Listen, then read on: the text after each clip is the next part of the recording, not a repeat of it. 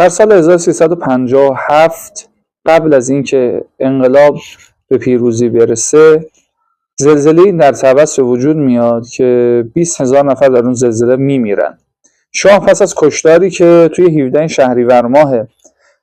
سال 1357 انجام میده، چند روز بعدش فرصت میکنه به طبس بره و اونجا با مردم اعلان همدردی بکنه. اما شاه به جای اینکه بین خیابونهای طبس قدم بذاره و مثل روحانی‌ها و دانشجوها و سربازا به مردم کمک کنه و